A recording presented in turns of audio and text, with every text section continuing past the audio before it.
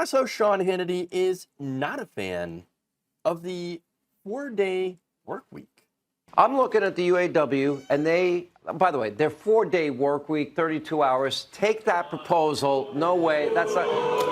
Okay, I work like 90 hours a week. Sorry, nobody gets a 4-day work week. Yes, okay. yes. I don't know anybody that doesn't work, 16 hours, 14 hours a day. I think the audience was booing Sean Hannity right there. Now, yeah, okay, so you could say, oh, no, they were booing the UAW, they were booing the 4-day work week. I actually don't think that that's the case. I mean, yes, they were booing, they're giving the thumbs down, and then Hannity responds like, oh, work 90 hours a week, man. Nobody gets a 4-day work week. And that's why it's funny. Fox News hosts are so disconnected from even some of their viewers.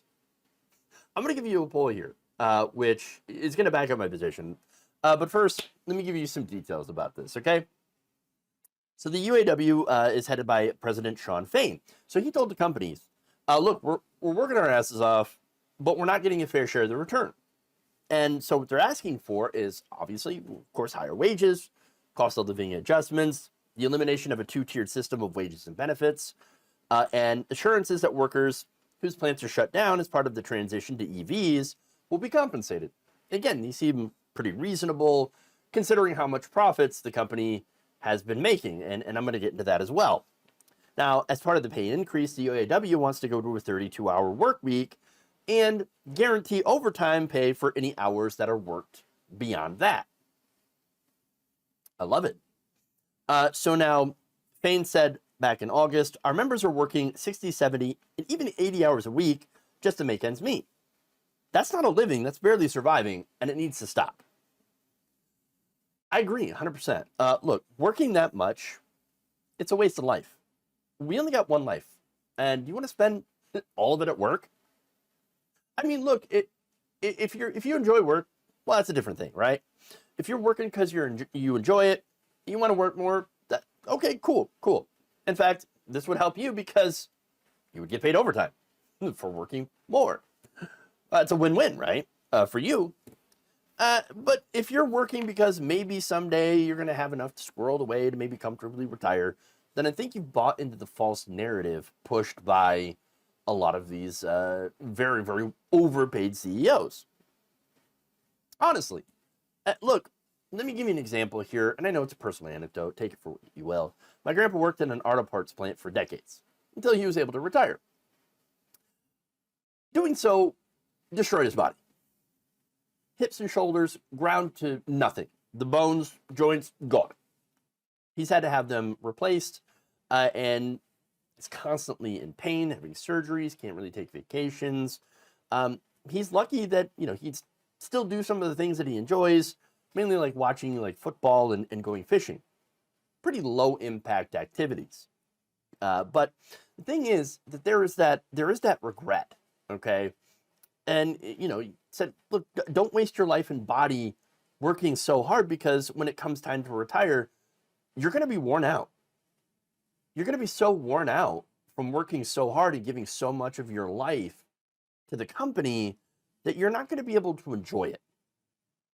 Now, obviously, that's going to depend on what you do.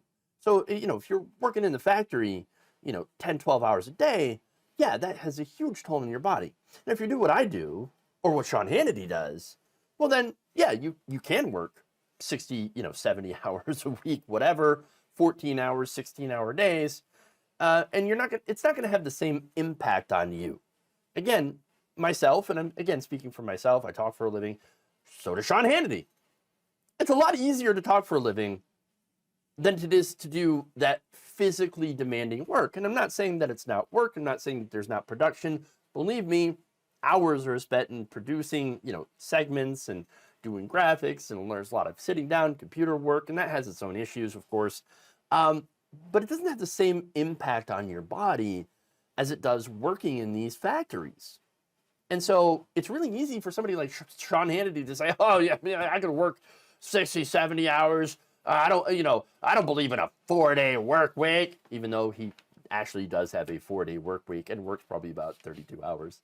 If you take the time that he's actually doing stuff on the air, and yes, producing, he's probably got a team that also helps him.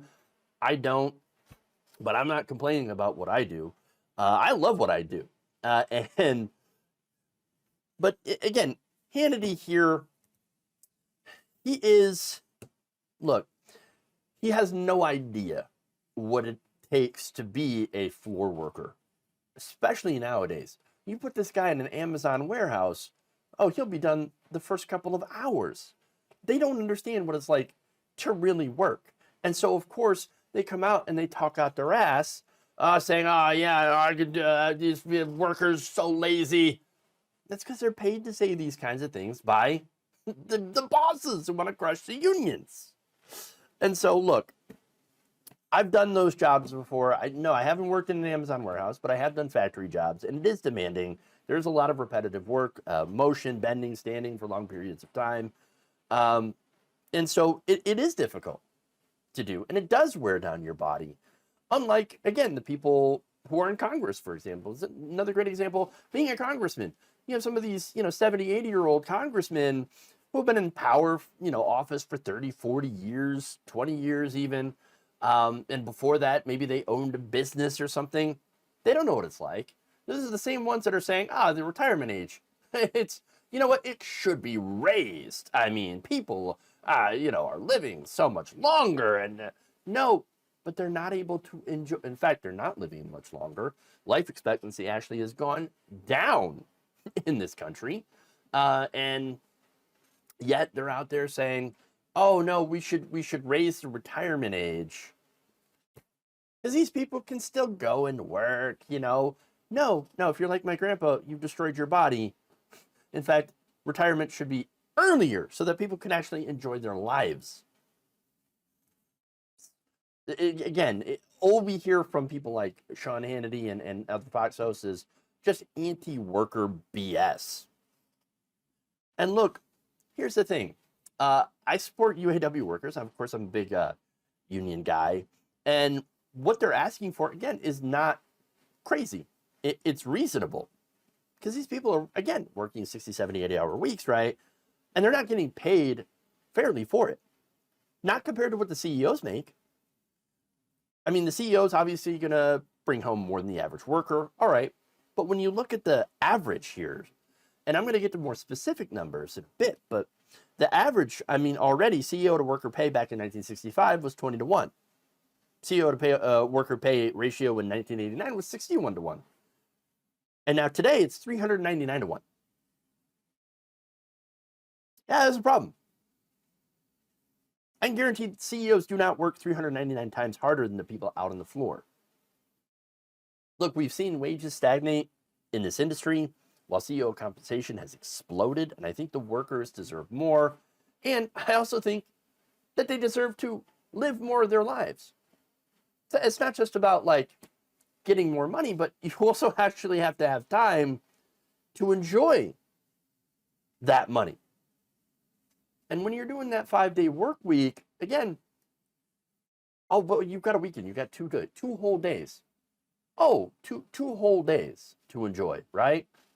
That's funny. Because, there's other stuff that you have to do during those 2 days. So is it really 2 days of rest and relaxation, or are you catching up on the stuff that you had to, put off during the week because you were either working or too tired after you come home from a 12-hour shift or a 14-hour shift at the factory? Ridiculous. That's why the vast majority of Americans are like, yes, 32-hour work week, please. 4-day work week with the same pay. According to a Bankrate survey, 81% of full-time workers support a 4-day work week, and 57% of those 57% strongly support it. Only 3% strongly oppose a 4-day work week instead of the traditional 5-day work week. And lo and behold, I think we found one of the 3%. It's Sean Hannity. Not surprising. He and Fox News are so incredibly anti-worker, and he put the entire blame on Joe Biden. But here's the thing. They are totally losing their jobs because of Joe Biden Yes. and this push towards electric EV. vehicles. Because of course, right? And then oh, electric vehicles. Okay, but here's the thing. He ignores the fact that Republicans have tried to sabotage the EV market. You know, by making it more expensive to buy EVs, by putting in unnecessary taxes and fees, using power of government to actually, you know, stall EVs, the sales. They've also systematically tried to keep wages low for workers by crushing unions, passing so-called right-to-work laws, etc. And also, they, while cutting taxes massively for the same corporations who claim that they can't afford to pay the workers more. So you see what they're doing, right? All of this combined. I mean, let me give you an analysis by Americans for Tax Fairness. They found that Ford and GM paid a combined tax rate of 1% on $42 billion in profit. GM paid a rate of 1.3% on $34 billion in profit, and Ford didn't pay anything at all. They actually had a negative 0.2% tax rate, meaning they got a refund on $8 billion in profit. And while that was happening, the average executive pay at GM and Ford grew by 32% over the past 5 years, while the median auto worker pay grew by just 8.8% over the same period, widening the executive to worker pay gap by 183 to 1. Over the same period, GM and Ford paid out a combined total of $14 billion in dividends, 34 times more than they paid in taxes, spent $3.6 billion on stock buybacks, 9 times more than they paid in taxes, and lavished $614 million on top company executives, which is 50% more than they paid in taxes. So I think it's pretty clear what the problem is, okay? People here, or the problem here is greed, and greedy people at the top, not the average worker who is just asking for, hey, we helped make that wealth through our work. We would like to have a little bit more of it and maybe not spend so much time at work so that we can enjoy our lives. Unfortunately, people like Sean Hannity and Tim Scott, who was also there, don't agree. They think that you should work more, and as long as you're out there making profit for, let's be honest, donors, that's all you're good for. That's the only thing that you should be doing, because that's your only worth. They don't care about workers. They don't care about you. They don't care about average people. They just care about themselves and the people who pay them.